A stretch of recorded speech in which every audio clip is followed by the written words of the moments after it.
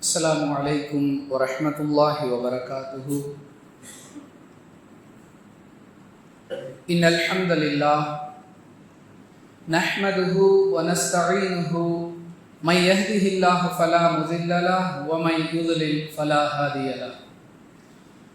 وأشهد أن لا إله إلا الله وحده لا شريك له وأشهد أن محمدا عبده ورسوله أما بعد. قال الله تعالى: أعوذ بالله من الشيطان الرجيم. بسم الله الرحمن الرحيم. أم حسبتم أن تدخلوا الجنة ولما يأتكم مثل الذين خلوا من قبلكم مستهم البأساء والضراء وزلزلوا حتى يقول الرسول والذين آمنوا معه متى نصر الله ألا إن نصر الله قريب. பேரன்பிற்கும் பெருமதிப்பிற்கும் உரிய எல்லாம் வல்ல அல்லாஹுவின் நல்லடியார்களே, அல்லாஹுவின் பேரருளால் அவனுடைய கட்டளையாகிய இந்த ஜுமாவுடைய வணக்கத்தை நிறைவேற்றுவதற்கும் அதன் ஒரு பகுதியாக அவனுடைய மார்க்கத்தை அதன் தூய வடிவில் அறிந்து கொள்வதற்குமான வாய்ப்பை நாம் எல்லாம் பெற்றிருக்கின்றோம். அன்பிற்குரியவர்களே,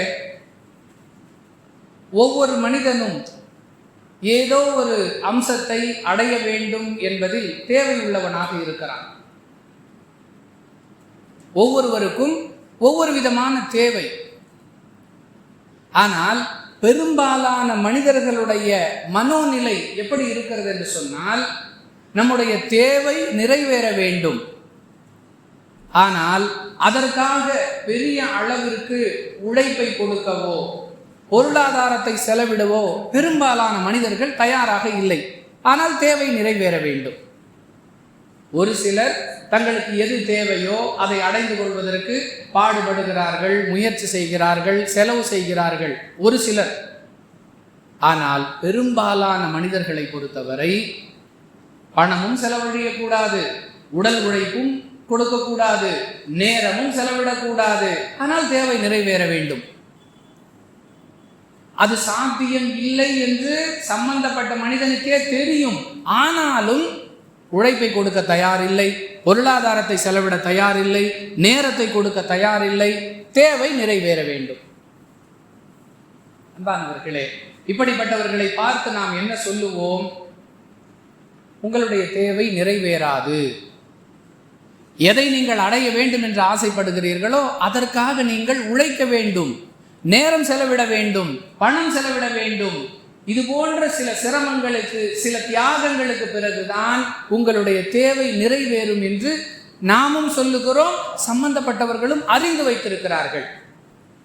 அன்பானவர்களே, தற்காலிகமான, அற்பமான, நிரந்தரம் இல்லாத இந்த உலக தேவைகளுக்கே நாம் சில சிரமங்களை சகித்து ஆக வேண்டும், சில தியாகங்களை செய்தே ஆக வேண்டும். உடல் உழைப்பை கொடுக்க வேண்டும், நேரத்தை செலவிட வேண்டும், பணத்தை செலவிட வேண்டும் என்று சொன்னால் மறுமையில் நிரந்தரமான நிம்மதியான ஒரு வாழ்க்கையை தரக்கூடிய சொர்க்கத்தை சிரமம் இல்லாமல் அடைந்து கொள்ள முடியுமா? எல்லோருக்கும் சொர்க்கம் செல்ல வேண்டும் என்ற ஆசை இருக்கிறது. அதற்கான தகுதி அவருக்கு இருக்கிறதோ இல்லையோ, அதற்காக அவர் முயற்சி செய்கிறாரோ இல்லையோ, எல்லோரிடத்திலும் கேட்டு பாருங்கள், உங்களுக்கு சொர்க்கம் வேணுமா? கண்டிப்பா வேணும். எந்த அளவிற்கு மனிதன் சொர்க்கத்தை நேசிக்கிறான் என்று சொன்னால், ஏதாவது ஒரு சந்தோஷமான தருணம், ஏதாவது ஒரு உல்லாசமான இடம், ஏதாவது ஒரு சொகுசான வாகனம், அதை பற்றி பேசும் பொழுது மனிதன் எப்படி சொல்லுகிறான்? அந்த ரெசார்ட்ல போய் தங்கி இருந்தீங்களே, எப்படிங்க இருந்துச்சு? சொர்க்கத்தில் இருக்கிற மாதிரி இருந்துச்சு. இவர் சொர்க்கத்தை போய் பார்த்துட்டு வந்த மாதிரி இல்லையா? சாதாரணமாக சொல்லுகிறோம். கடுமையான கோடை காலம், அந்த நேரத்தில் ஏதாவது ஒரு மலை வாழிடத்திற்கு சென்று வருகிறோம், சுற்றுலா சென்று வருகிறோம். அங்க இருக்கிற வரைக்கும் சொர்க்கத்தில் இருந்த மாதிரி இருந்துச்சு. இங்க வந்தவொன்ன வெயில் கொளுத்துது. சொர்க்கத்தை ஒரு இன்பமான இடமாக, அவசியம் அது நமக்கு கிடைக்க வேண்டும் என்று மனிதன் எதிர்பார்க்கக்கூடிய ஒரு இலக்காக சொர்க்கத்தை வைத்திருக்கிறான். ஆனால் அதற்காக முறையான முயற்சி, முறையான உழைப்பு இருக்கிறதா என்று சொன்னால் பெரும்பாலானவர்களிடத்தில் இல்லை. எனவே யாரெல்லாம் சொர்க்கத்தை அடைந்து கொள்ள வேண்டும் என்று ஆசைப்படுகிறோமோ அவர்களெல்லாம் அதற்காக சில தியாகங்களை, சில சிரமங்களை கண்டிப்பாக அனுபவித்தே ஆக வேண்டும் என்பதை விளக்கும் விதமாக இது குறித்து திருக்குரானில் சொல்லப்பட்ட, ஹதீஸுகளில் சொல்லப்பட்ட, நமக்கு முன்மாதிரியாக ரசூலுல்லாஹி ஸல்லல்லாஹு அலைஹி வஸல்லம் அவர்களால் உருவாக்கப்பட்ட சஹாபாக்களுடைய வாழ்வில் ஏற்பட்ட நிகழ்வுகள் என்று சில செய்திகளை சிரமமின்றி சுவனம் இல்லை என்ற தலைப்பின் கீழ் இன்றைய ஜும்ஆவுடைய சிந்தனையாக நாம் அறிந்து கொள்ள இருக்கிறோம். அன்பிற்குரியவர்களே, சிரமம் இல்லாமல் சுவனம் கிடைக்காது என்பதை ஒவ்வொரு மனிதனும் மிக தெளிவாக விளங்கும் விதமாக அல்லாஹ் பேசுகிறார். திருக்குரானுடைய 2வது அத்தியாயம் 214வது வசனத்தில் அல்லாஹ் பேசுகிறார். அம் ஹஸிபுதும் அன் ததுகுலுல் ஜன்னah வலம்மா யஅதிகும் மஸலுல் லதீன ஹலவ் மின் கப்லிகும். உங்களுக்கு முன் சென்ற சமுதாய மக்கள் சிரமப்பட்டது போன்று நீங்கள் சிரமப்படாமல் சொர்க்கத்திற்கு சென்று விடலாம் என்று நினைக்கிறீர்களா? அல்லாஹ் கேட்கிறான். உங்களுக்கு முன்னாடி வாழ்ந்த மக்கள் கடுமையாக சிரமப்பட்டார்கள், அதுபோன்று எந்த சிரமத்தையும் அனுபவிக்காமல் எளிமையாக சொர்க்கம் சென்று விடலாம் என்று நினைக்கிறீர்களா? மஸலுல் லதீன கலவ் மின் கப்லிகும் மஸ்ஸத்ஹுமுல் பஅஸா வல்-ضرா வஸுல்ஸிலு ஹத்தா யகூலர் ரசூல் வல்லதீன ஆமனு மஅஹு மதா நஸ்ருல்லாஹ். அவர்களுக்கு வறுமை ஏற்பட்டது, அவர்கள் துன்பத்தை சந்தித்தார்கள், கடுமையாக அலைக்கழிக்கப்பட்டார்கள். எந்த அளவிற்கு என்று சொன்னால் அல்லாஹ் சொல்லுகிறான், அல்லாஹுடைய உதவி எங்களுக்கு எப்பொழுது வரும் என்று தெரியவில்லையே. அல்லாஹ் எங்களுக்கு உதவி செய்ய மாட்டானா? எப்போ அல்லாஹுடைய உதவி கிடைக்கும் என்று தெரியவில்லையே. யார் சொன்னது தெரியுமா? அதுதான் ஆச்சரியம். யகூலர் ரசூல், இறை தூதர் சொல்லுகிறார். உங்களை போன்று என்னை போன்று பொதுமக்கள் சொல்லுகிறார்கள் என்றால் அதில் ஆச்சரியம் இல்லை. ஒரு இறை தூதர் அல்லாஹுடைய உதவி எப்பொழுது கிடைக்கும் என்று தெரியவில்லையே என்று அழுது புலம்பி கவலைப்பட்டு அங்கலாய்க்கக்கூடிய அளவிற்கு வேதனை. வல்லதீன ஆமனு, அவரோடு நம்பிக்கை கொண்டிருந்த மக்களும் அந்த இறை தூதரும் கவலைப்படக்கூடிய அளவிற்கு முன் சென்ற சமுதாய மக்கள் வறுமையை கொண்டு சோதிக்கப்பட்டார்கள், துன்பத்தை கொண்டு சிரமப்படுத்தப்பட்டார்கள், அலைக்கழிக்கப்பட்டார்கள். அது மாதிரியான எந்த சிரமத்தையும் அனுபவிக்காம சொர்க்கம் போயிடலாம்னு நினைக்கிறீங்களா? அல்லாஹ் கேட்கிறான். இந்த வசனத்துடைய விளக்கம் போன்று அமையக்கூடிய ஒரு ஹதீஸ் புகாரியில 6487வது செய்தி ரசூலுல்லாஹி ஸல்லல்லாஹு அலைஹி வஸல்லம் சொல்லி காட்டுகிறார்கள். சொர்க்கம் சிரமங்களால் மூடப்பட்டுள்ளது, நரகம் மனோ இச்சையால் மூடப்பட்டுள்ளது. யார் மனோ இச்சையை பின்பற்றுகிறார்களோ அவர்கள் சென்று சேரக்கூடிய இடம் நரகம். யார் சிரமங்களை அனுபவிக்கிறார்களோ அவர்களுக்குரிய பரிசு சொர்க்கம் என்பதை இலக்கிய நயமாக குஜிபத்துன் நார் பிஷ்ஷஹவாத், சிரமத்தை மனோ இச்சையை கொண்டு நரகம் சூழப்பட்டிருக்க போத்தி வச்சிருக்கிறான் அல்லாஹ். கிஃப்ட் பேக் மாதிரி மேலே போட்டிருக்கிற பேக்கிங் மனோ இச்சை, பிரிச்சா உள்ள இருக்கிற பரிசு நரகம். மேல இருக்கிற பேக்கிங் சிரமம், அதை பிரிச்சா உள்ள இருக்கிற கிஃப்ட் சொர்க்கம். இலக்கிய நயமாக அல்லாஹுடைய தூதர் சொல்றாங்க, சொர்க்கம் வேணும்னா சிரமத்தை அனுபவிச்சு தான் ஆகணும், மனோ இச்சையை பின்பற்றினால் நரகம்தான் கூலி என்பதை அழகிய முறையில் சொல்லி காட்டுறாங்க. புகாரியில 6487வது ஹதீஸில் பார்க்கிறோம். அன்பானவர்களே, நானோ நீங்களோ உலகத்தில் யாராக இருந்தாலும் அவர் சொர்க்கம் செல்ல வேண்டும் என்று ஆசைப்பட்டால் சில சிரமங்களை அனுபவிக்காமல் அவரால் சொர்க்கம் செல்ல முடியாது என்பதுதான் மேலே குறிப்பிட்ட திருக்குரானுடைய வசனமும் ஹதீஸும் நமக்கு சொல்லக்கூடிய பாடம். எப்படியெல்லாம் இந்த நிகழ்வுகளை அல்லாஹ் நடத்தி காட்டினான். அன்பானவர்களே, ஆரம்ப கால முஸ்லிம்கள் என்று சொல்லப்படக்கூடிய சிலர் இப்னு மாஜாவில் இடம்பெறக்கூடிய 147வது ஹதீஸிலும் அஹமது என்னும் நூலில் இடம்பெறக்கூடிய 3640வது செய்தியிலும் இடம்பெறக்கூடிய தகவல், ரசூலுல்லாஹி ஸல்லல்லாஹு அலைஹி வஸல்லம், ஹதீஜா ரலியல்லாஹு அன்ஹா, அபூபக்கர் சித்திக் ரலியல்லாஹு அன்ஹு, சுஹைப் ரலியல்லாஹு அன்ஹு, மிக்தாத் ரலியல்லாஹு அன்ஹு, பிலால் ரலியல்லாஹு அன்ஹு, அம்மார் ரலியல்லாஹு அன்ஹு, அவர்களுடைய தாயார் சுமையா ரலியல்லாஹு அன்ஹா. இந்த 8 நபர்கள் தான் ஆரம்ப கால முஸ்லிம்கள். இதுல ரசூலுல்லாஹி ஸல்லல்லாஹு அலைஹி வஸல்லம் அவர்களுக்கு அவர்களுடைய சிறிய தந்தை அபூ தாலிப் ஓரளவு பாதுகாப்பாக இருந்து விட்டார்.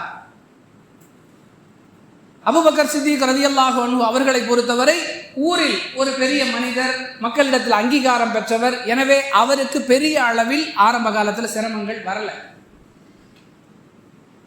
கதீஜா ரலியல்லாஹு அன்ஹா ரசூலுல்லாஹி ஸல்லல்லாஹு அலைஹி வஸல்லம் அவர்களுடைய துணைவியார். இதை தவிர்த்துள்ள இந்த சஹாபாக்களை பொறுத்தவரை இவர்களில் பெரும்பாலானவர்கள் அடிமைகளாக இருந்தார்கள். இவர்கள் எப்படியெல்லாம் சிரமப்படுத்தப்பட்டார்கள் தெரியுமா? பிலால் ரலியல்லாஹு அன்ஹு அவர்கள், மிக்தாத் ரலியல்லாஹு அன்ஹு அவர்கள் எல்லாம் மிக கடுமையாக சிரமப்படுத்தப்பட்டார்கள்.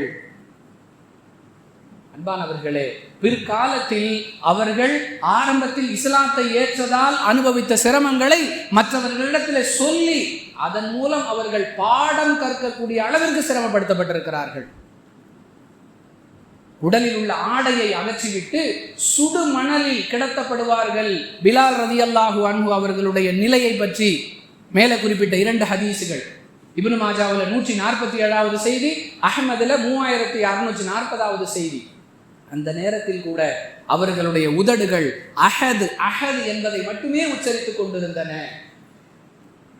அன்பானவர்களே, நாமும் நம்மை தௌஹீதுவாதிகள் என்று சொல்லிக் கொள்கிறோம். நம்முடைய அன்றாட வாழ்வின் எல்லா அம்சங்களிலும் ஏகத்துவம் பிரதிபலிக்கிறதா? யாரும் யாரையும் பார்க்க தேவையில்லை. ஒவ்வொருவரும் அவரவரை சுய பரிசோதனை செய்து கொண்டால் போதும். பெரும்பாலும் பயான்ல ஏதாவது ஒரு விஷயத்தை குறிப்பிட்டால் நம்முடைய மனதில் நம்மை தவிர மற்ற எல்லோரும் ஞாபகத்திற்கு வருவார்கள். இன்னைக்கு உனக்கு நல்ல சவுக்கடி இல்லை, தொழுது முடிச்சு போகும் பொழுது ஒருவர் இன்னொருவர் இடத்துல சொல்லுகிறார், இன்னைக்கு பயான் உனக்கு தான் அப்படின்னா இவர் கரெக்டா இருக்கிறார், இவராக முடிவு செய்து கொள்கிறார். அல்லாஹ் கடுமையாக கண்டிக்கிறான். ஒலா துஸக்கு அன்ஃபுஸக்கும், உங்களுக்கு நீங்களே தூய்மையாளர்கள் என்று பட்டம் சூட்டிக் கொள்ளாதீர்கள் என்று அல்லாஹ் எச்சரிக்கிறார். ஆனால் மக்களுடைய நிலை என்ன? யார் யாருக்கு அறிவுரை சொன்னாலும் அது எனக்கு தேவையில்லை, மற்றவங்களுக்கு தான் அந்த அறிவுரை என்ற அளவிற்கு நிலைமை. கடுமையான சிரமம். பிலால் ரலியல்லாஹு அன்ஹு அவர்களுடைய உதடுகள் அஹத் அஹத், அல்லாஹ் ஒருத்தன் தான், அதில் தெளிவாக இருந்தார்கள். எந்த சிரமமும் அவர்களுடைய ஈமானை எந்த வகையிலும் பாதிக்கவில்லை. காரணம், சிரமம் இல்லாமல் சொர்க்கம் செல்ல முடியாது என்பதை உணர்ந்திருந்தார்கள். அன்பானவர்களே, இப்னு மாஜாவில் இடம்பெறக்கூடிய 150வது செய்தி, உமர் ரலியல்லாஹு அன்ஹுடைய ஆட்சி காலம். அந்த சந்தர்ப்பத்தில் உமர் ரலியல்லாஹு அன்ஹு அவர்களுடைய சபைக்கு கப்பாப் ரலியல்லாஹு அன்ஹு அவர்கள் வருகை தருகிறார்கள்.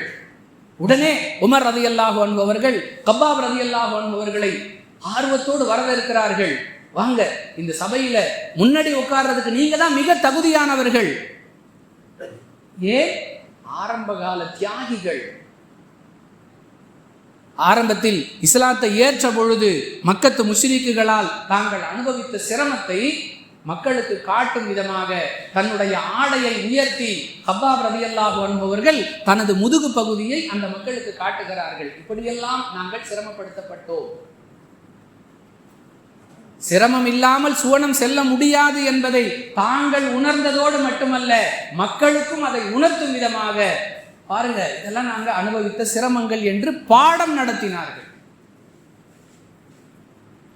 அன்பானவர்களே, சிறு சிரமம் ஏற்பட்டு விட்டது என்று சொன்னால் நாம் நம்மை அடையாளப்படுத்திக் கொள்வதற்கு கூட தயாரில்லை.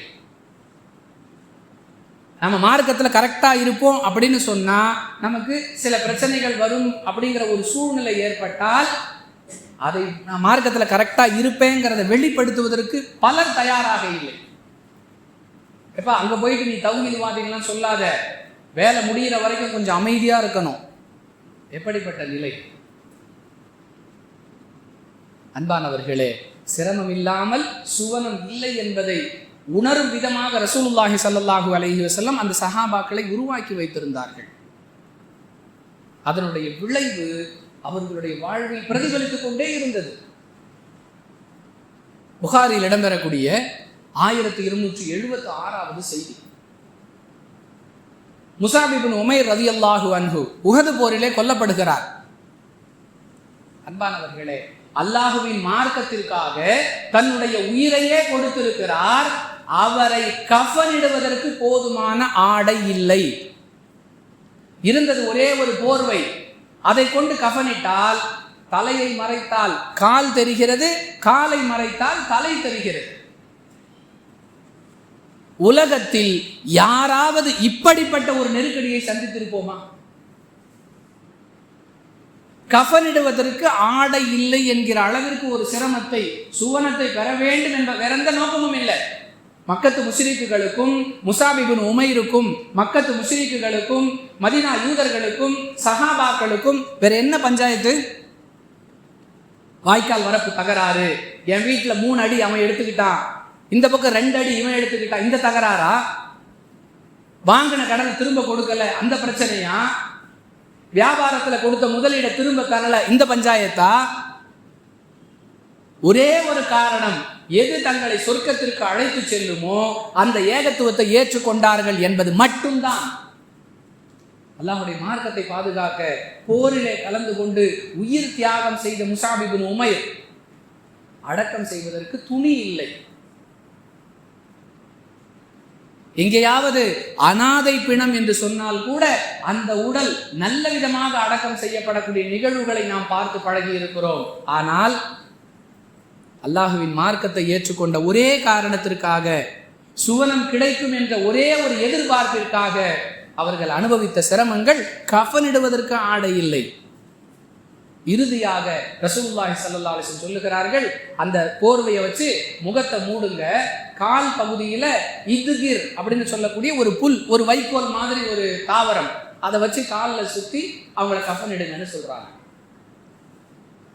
உலகம் ஒரு பெரிய விஷயம் அல்ல, என்னுடைய நோக்கமே வேற. இதை சஹாபாக்கள் வார்த்தையால் சொல்லவில்லை, வாழ்ந்து காட்டினார்கள், நடைமுறைப்படுத்தி காட்டினார்கள். இன்னி வரைக்கும் நாம் அதை பற்றி பேசிக் கொண்டிருக்கிறோமே, அல்லாஹ் பேச வைத்திருக்கிறானே. அன்பானவர்களே, புகாரில் இடம்பெறக்கூடிய 3522வது செய்தி, அபூதர் அல் கிஃபாரி ரலியல்லாஹு அன்ஹு. பெரிய சம்பவம், நிறைய பயான்கள், அந்த ஒரு ஹதீஸை வச்சு ஒரு பயானே முடிச்சிட முடியும், அவ்வளவு செய்திகள். முத்தாய்ப்பாக நாம் அதிலிருந்து பெற வேண்டிய பாடம் என்ன? ரசூலுல்லாஹி ஸல்லல்லாஹு அலைஹி வஸல்லம் அவர்களை தேடி வந்து சந்தித்து இஸ்லாத்தை ஏற்று, அந்த இஸ்லாத்தை காபத்துல்லாவிலே வந்து உறக்க சொல்லி, அதனால் தனக்கு ஏற்பட்ட அனுபவத்தை அபூதர் அல் கிஃபாரி ரலியல்லாஹு அன்ஹு அவர்கள் இப்னு அப்பாஸ் ரலியல்லாஹு அன்ஹு அவர்களிடத்திலே பகிர்ந்து கொண்ட அந்த செய்தியை இப்னு அப்பாஸ் ரலியல்லாஹு அன்ஹு சொல்றாங்க. என்னிடத்துல அபூதர் அல் கிஃபாரி சொன்னார். நிறைய விஷயங்களை சொல்றாங்க. அதுல குறிப்பான விஷயம் என்ன? இஸ்லாத்தை ஏற்றுக்கொண்டு அதை காபத்துல்லாவிலே வந்து பகிரங்கமாக சொல்லுகிறார் அபூதர் ரலியல்லாஹு அன்ஹு. அங்கு இருந்த மக்கத்து முஷ்ரிக்குகள் அவரை அடித்தார்கள். எப்படி? அபூதர் கிஃபாரி ரலியல்லாஹு அன்ஹு சொல்றாங்க, சாகும் அளவிற்கு என்னை அடித்தார்கள். ஒரு தெருமுனை பிரச்சாரம், ஏதோ சின்ன சலசலப்பு, அதனால ஒரு 3 வருஷத்துக்கு தெருமுனை பிரச்சாரத்தையே விட்டுவிடக்கூடிய சூழல் நம்மிடத்துல. எங்கேயாவது ஒரு சின்ன பிரச்சனை, கொஞ்ச நாளைக்கு பொதுக்கூட்டம்லாம் வேண்டாம், கொஞ்ச நாளைக்கு தனிநபர் தாவாலாம் வேண்டாம். இது நம்முடைய மனோநிலை. அன்பானவர்களே, அல்லாஹ்வுடைய தூதர் சொல்றாங்க, ஒரு காலம் கொஞ்சம் நம்ம எல்லாம் வளர்ந்த பிறகு நீங்க உங்க ஏகத்துவத்தை வெளிப்படுத்துங்க அப்படின்னு சொல்றாங்க. ஆனால் அபூதர் ரலியல்லாஹு அன்ஹு அவர்கள், இது சத்தியம்னு தெரிந்த பிறகு நான் எப்படி மறைக்க முடியும்? காபத்துல்லாவிலே வந்து உறக்க சொல்லுகிறார்கள், வணக்கத்திற்குரியவன் அல்லாஹுவை தவிர வேறு யாரும் இல்லை. கிடைத்த பரிசு என்ன? சாகும் அளவிற்கு அடித்து உதைத்து துவைத்து எடுக்கிறார்கள். கொஞ்சம் கூட அவர்களுடைய ஈமானில் எந்த பாதிப்பும் ஏற்படவில்லை. ஏனென்றால் அவர்களுக்கு தெரியும், சிரமம் இல்லாமல் சுவனம் செல்ல முடியாது. அன்பானவர்களே, புகாரில் இடம்பெறக்கூடிய 3612வது செய்தி, ரசூலுல்லாஹி ஸல்லல்லாஹு அலைஹி வஸல்லம் அவர்கள் ஒரு போர்வையை மடிச்சு வச்சு தலைக்கு வச்சுக்கிட்டு காபத்துல்லாவுடைய நிழலில் படுத்து கொண்டிருக்கிறார்கள். அங்கு வரக்கூடிய கப்பாப் ரலியல்லாஹு அன்ஹு, யா ரசூலல்லாஹ், இஸ்லாமிய எதிரிகளால் நமக்கு அதிகமான சிரமங்கள் வந்து கொண்டே இருக்கிறது. இதுக்காக நீங்க அல்லாஹ்விடத்துல கொஞ்சம் துஆ செய்யக்கூடாதா? நம்முடைய சிரமங்கள் குறைவதற்கு நீங்கள் அல்லாஹ்விடத்துல பிரார்த்தனை செய்யலாமே யா ரசூலல்லாஹ். ஒன்றும் தப்பா கேட்கல. கப்பாப் ரலியல்லாஹு அன்ஹு காசு பணம் கேட்கல, தங்கம் கேட்கல, வெள்ளி கேட்கல, சொத்து கேட்கல. எதிரிகளால் முஸ்லிம்களாகிய நாங்கள் கடுமையான சிரமத்திற்கு ஆளாகி கொண்டிருக்கிறோம். இதை குறைக்க அல்லாஹ்விடத்துல துஆ கேட்கலாமே நீங்க. இவ்வளவுதான் கேட்டார். ரசூலுல்லாஹி ஸல்லல்லாஹு அலைஹி வஸல்லம் சொன்னாங்க, முன் சென்ற சமுதாய மக்கள் சிரமப்பட்ட அளவுக்கு நீங்க சிரமப்பட்டுட்டீங்க. இதற்கு முன் சென்ற சமுதாய மக்கள் எல்லாம் ஈமானை ஏற்றுக்கொண்டார்கள் என்பதற்காக ஒரு பள்ளம், ஒரு குழி தோண்டப்பட்டு அதற்குள் ஒரு மனிதர் நிறுத்தி வைக்கப்படுவார். இங்க அங்க எந்திரிச்சு ஓட முடியாதபடி ஆழமான ஒரு குழி தோண்டப்படும். அதுக்குள்ள ஒரு மனிதரை இறக்கிடுவாங்க. அவர் எங்கேயுமே தப்பிக்க முடியாது. ஒரு ரம்பம் கொண்டு வரப்பட்டு நடு மண்டையில வைத்து அறுப்பார்கள். அந்த மனிதர் இரு கூறாக பிளக்கப்படுவார். இந்த சிரமம் கூட அவருடைய ஈமானில் எந்த பாதிப்பையும் ஏற்படுத்தவில்லை. அவர்களுக்கு தெரியும் சிரமம் இல்லாம சொர்க்கம் இல்லை. அந்த அளவுக்கு நீங்க கஷ்டப்பட்டுட்டீங்களா? ரசூலுல்லாஹி ஸல்லல்லாஹு அலைஹி வஸல்லம் கப்பாப் ரலியல்லாஹு அன்ஹு இடத்துல கேட்கிறாங்க, ஒரு குழியிலே நிறுத்தப்பட்டு இரண்டாக பிளக்கப்பட்டார்களே முன் சென்ற சமுதாய மக்கள், அந்த அளவுக்கு நீங்க கஷ்டப்பட்டுட்டீங்க. அடுத்து சொன்னார்கள், யோசிச்சு பாருங்க, ஒரு சீப்பு, தலை வாரக்கூடிய ஒரு சாதாரண பிளாஸ்டிக் சீப்பு, அதை வச்சு கையில தேய்ச்சோம்னா என்னவாகும்? அப்படியே தோல் கிழிக்க ஆரம்பிக்கும். அல்லாஹ்வுடைய தூதர் சொல்றாங்க, பழுக்க காய்ச்சப்பட்ட நெருப்புல வச்சு பழுக்க காய்ச்சப்பட்ட ஒரு இரும்பு சீப்பு, அதை கொண்டு அவர்களுடைய உடலில் சீவப்படும். அது அவர்களுடைய தோலை கிழித்து கொண்டு, தசையை கிழித்து கொண்டு, நரம்புகளை கடந்து உள்ளே உள்ள எலும்புகளையும் பதம் பார்த்துவிடும். ஆனாலும் அவர்களுடைய ஈமானில் எந்த சலனமும் ஏற்படவில்லை. காரணம், அவங்களுக்கு தெரியும் சிரமம் இல்லாம சொர்க்கம் இல்லை. அந்த அளவுக்கு நீங்க கஷ்டப்பட்டுட்டீங்களா? இதுக்கு மேல கபாப் ரலியல்லாஹு அன்ஹு என்ன கேட்பார்? அன்பானவர்களே, இப்படிப்பட்ட ஒரு வலுவூட்டக்கூடிய நம்பிக்கையை ரசூலுல்லாஹி ஸல்லல்லாஹு அலைஹி வஸல்லம் சஹாபாக்களுக்கு போதித்தார்கள். சிரமப்படணும், சிரமத்துக்கு பிறகுதான் சுகம். சிரமமே இல்லாமல் நமக்கு ஏதாவது ஒன்று கிடைக்கிறது என்று சொன்னால் அதனுடைய மதிப்பு நமக்கு தெரியாது. நம்ம அடிக்கடி உதாரணம் சொல்லுவோம். பள்ளிக்கூடத்துல சத்துணவு மூலமாக இலவச புத்தகங்கள் கொடுப்பாங்க. சில பள்ளிகளில் அந்த வாய்ப்பு இல்லாதவர்கள் பெற்றோர்களிடத்துல கேட்டு பிள்ளைகள் புத்தகங்களை வாங்கணும். சத்துணவுல கொடுக்கக்கூடிய இலவச தமிழ்நாடு பாடநூல் அன்று மாலை வீட்டுக்கு திரும்பும் போதே நிறைய பிள்ளைங்க அட்டையெல்லாம் கிழிச்சு வச்சிருப்பாங்க. ஏன்னா அந்த புத்தகம் வருவதற்கு இவன் எந்த சிரமத்தையும் அனுபவிக்கவில்லை. ஆனால் எந்த மாணவன் பெற்றோரிடத்துல அழுது புலம்பி ஆர்ப்பாட்டம் செய்து பல முயற்சிகளுக்கு பிறகு புத்தகத்தை வாங்குகிறானோ அவன் பேரை கூட எழுத மாட்டான். பென்சில்ல பேர் எழுதி பயன்படுத்தி முடிச்ச பிறகு அந்த ரப்பர்ல பேரை அடிச்சுட்டு பாதி விலைக்கு அந்த புத்தகத்தை விற்க முடியுமான்னு முயற்சி செய்வான். ஏன்? சிரமத்திற்கு பிறகு அது கிடைத்தது. இந்த தலைமுறைக்கு அதுவெல்லாம் தெரியுமானே தெரியல. வருடத்திற்கு ஒரு முறை ரப்பர் செருப்பு, ஹவாய் செருப்பு இடையில பிஞ்சிருச்சுன்னா சேஃப்டி பின்ன குத்தி அந்த செருப்பை அணியக்கூடிய அதிகமானவர்கள் 40 வயதை கடந்தவர்களுக்கெல்லாம் அந்த அனுபவம் இருக்கும். ரமலானோட ரமலான் அதிகபட்சமா வீட்டில் கேட்டா செருப்பு வாங்கி கொடுப்பாங்க. இன்னும் சில வீடுகளில் ரமலானுக்கு ட்ரெஸ் வேணுமா அல்லது ஸ்கூல் யூனிஃபார்ம் வேணுமா, ஏதாவது ஒண்ணுதான். சிரமத்திற்கு பிறகு ஒன்று கிடைக்கும் பொழுது அதனுடைய பயன் நமக்கு தெரியும். சஹாபாக்கள் சிரமத்திற்கு பிறகு இந்த சொர்க்கத்தை எதிர்பார்த்தார்கள். அதனால் இந்த சிரமங்கள் எல்லாம் சிரமமாவே தெரியல. சஅத் இப்னு அபீ வக்காஸ் ரலியல்லாஹு அன்ஹு சொல்றாங்க, புகாரில 3728வது செய்தி, நாங்கள் ரசூலுல்லாஹி ஸல்லல்லாஹு அலைஹி வஸல்லம் அவர்களோடு இருந்த காலத்தில் எங்களுக்கு போதுமான உணவு கிடைக்காது. மரத்தின் இலைகளை மட்டுமே நாங்கள் உணவாக உட்கொண்டிருந்தோம். அதன் காரணமாக ஆடுகளும் ஒட்டகங்களும் மலம் கழிப்பது போன்று ஒன்றோடு ஒன்று ஒட்டாத புழுக்கைகளை போன்று நாங்கள் மலம் கழித்தோம். மலம் கழிச்சா சுத்தம் செய்ய வேண்டிய தேவை கூட இல்லை. காய்ந்து போன மரத்துண்டுகள் மாதிரி ஆட்டு புழுக்கை ஒன்றோடு ஒன்று ஒட்டாது இல்லையா, அந்த மாதிரி தான் நாங்கள் மலம் கழிச்சோம். காரணம், நல்ல வகை வகையான உணவுகள் இருந்தால் தான் அது வயிற்றுல போய் அரைச்சி அதை சுத்தம் செய்வதுங்கிறது பெரிய சிரமம். வெறும் காய்ந்து போன இலைதழைகளை சாப்பிட்டு வந்தோம். அதனால ஆடு மாதிரி ஒட்டகம் மாதிரி நாங்கள் மலம் கழிச்சோம். இதெல்லாம் தகவல். இதுக்கு பிறகுதான் செய்தி. முக்கிய செய்தி என்ன? இதே நிலையில்தான் நாங்கள் அல்லாஹுவின் தூதர் ஸல்லல்லாஹு அலைஹி வஸல்லம் அவர்களோடு போர்க்களங்களுக்கும் சென்றோம். போர்க்களத்துக்கு போகணும்னா திடகாத்திரமா இருக்கணும். திடகாத்திரமா இருக்கணும்னா நல்ல உணவு வேணும். அதுக்கெல்லாம் வாய்ப்பு இல்லை. போர்க்களத்திற்கு செல்லக்கூடிய நிலையில் கூட காய்ந்து போன மரத்தின் இலை தழைகள் தான் எங்களுக்கு உணவாக இருந்தது. ஆனாலும் அவர்கள் அதை ஒரு பெரிய சிரமமாகவே எடுக்கவில்லை. ஏன்? சிரமம் இல்லாமல் சுவனம் இல்லை என்பதை உணர்ந்திருந்தார்கள்.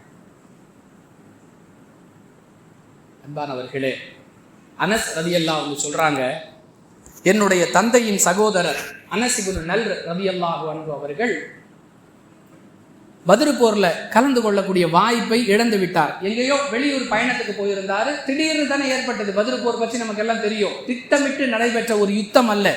வியாபார கூட்டத்தை வழிமறிக்க சென்றார்கள். அது யுத்தமாக மாறியது. அனஸ் ரலியல்லாஹு அன்ஹு சொல்றாங்க, என்னுடைய தந்தையின் சகோதரர் அனஸ் இப்னு நல்ர் அவர் எங்கேயோ வெளியூர் போயிட்டார். அதனால் அவரால் பத்ர் போர்ல கலந்து கொள்ளக்கூடிய வாய்ப்பை பெற முடியவில்லை. புலம்புகிறார். அல்லாஹுடைய தூதர் இஸ்லாமிய எதிரிகளை எதிர்த்து செய்த முதல் யுத்தம், அதுல நான் கலந்து கொள்ள முடியாம போயிடுச்சே. கலந்திருந்தா ஆக்ரோஷமா போரிட்டு இருப்பேனே, அந்த வாய்ப்பை நான் இழந்து விட்டேனேன்னு கவலைப்பட்டுக்கிட்டே இருந்தாரு. அந்த கவலையின் வெளிப்பாடு உஹது போரில் அவர் கலந்து கொள்ளக்கூடிய வாய்ப்பை பெற்றார். உஹது போருடைய வரலாறுலாம் நமக்கு தெரியும். முஸ்லிம்களுக்கு தோல்வி. ரசூலுல்லாஹி ஸல்லல்லாஹு அலைஹி வஸல்லம் தாடை உடைக்கப்படுகிறார்கள், ரத்தம் வழிந்து மயக்கம் உறுகிறார்கள், நபிகளார் இறந்து விட்டார்கள் என்றெல்லாம் செய்தி பரவுகிறது. அந்த அளவிற்கு முஸ்லிம்கள் தரப்பு மிகப்பெரிய தோல்வி. அனஸ் இப்னு நல்ர் ரலியல்லாஹு அன்ஹு ஆனாலும் அவர்கள் எல்லார மாதிரியும் பின்வாங்கி ஓடல. அல்லாஹ்விடத்துல பிரார்த்தனை செய்கிறார், யா அல்லாஹ், இந்த மக்கள் எல்லாம் பின்வாங்கி ஓடுறாங்க, இவங்க சார்பில் நான் உன்னிடத்துல மன்னிப்பு கேட்கிறேன் அப்படின்னு துவா செஞ்சுட்டு தன்னுடைய வாளை எடுத்துக்கொண்டு எதிரிகளுடைய கூட்டத்திற்கு செல்கிறார். உக்கிரமமாக போராடுகிறார், கடுமையாக போராடுகிறார். எதிரிகளால் தாக்கப்பட்டு இவர் யார் என்றே அடையாளம் காண முடியாத அளவிற்கு உடல் சிதைக்கப்பட்டு ஷஹீதாக்கப்படுகிறார். அனஸ் ரலியல்லாஹு அன்ஹு சொல்றாங்க, எது அனஸ் இப்னு நல்ருடைய உடல்னே தெரியல. அவருடைய சகோதரியை வரவழைத்து அவருடைய உடலில் உள்ள ஒரு மச்சம், அவருடைய விரல் நுனி, இதை அடையாளம் வைத்து அவருடைய உடலை, அவருடைய சடலத்தை நாங்கள் மீட்டெடுத்தோம். வாளால் வெட்டப்பட்ட, ஈட்டியால் குத்தப்பட்ட, அம்புகளால் துளைக்கப்பட்ட 80க்கும் மேற்பட்ட காயங்கள் அவருடைய உடலில் இருந்த காரணத்தால் அவருடைய உடல் ஒரு சல்லடை போன்று இருந்தது. இந்த சிரமங்கள் எல்லாம் அவர்களுக்கு எந்த பாதிப்பையும் உண்டாக்கவில்லை. ஏன்? சிரமம் இல்லாமல் சுவனம் இல்லை என்பதை படித்த சமுதாயமாக, அல்லாஹுடைய தூதரோடு அனுபவித்த சமுதாயமாக அவர்கள் இருந்ததே அதற்கு காரணம். அன்பானவர்களே, நமக்கு மார்க்கம் சொல்லக்கூடிய பாடம் என்ன? மன ரீதியாக நம்மை நாம் தயார்படுத்திக் கொள்ளணும். எப்படி? திருமதியில் இடம்பெறக்கூடிய 2322வது செய்தி. ரசூலுல்லாஹி ஸல்லல்லாஹு அலைஹி வஸல்லம் அவர்களிடத்தில் கேட்கப்படுகிறது, யார் ரசூலல்லாஹ், மனிதர்களிலேயே அல்லாஹுவால் அதிகம் சோதிக்கப்பட்டவர்கள் யார்? அதிகமான இறை சோதனை, அல்லாஹுடைய சோதனை மனிதர்களில் யாருக்கு இருந்தது?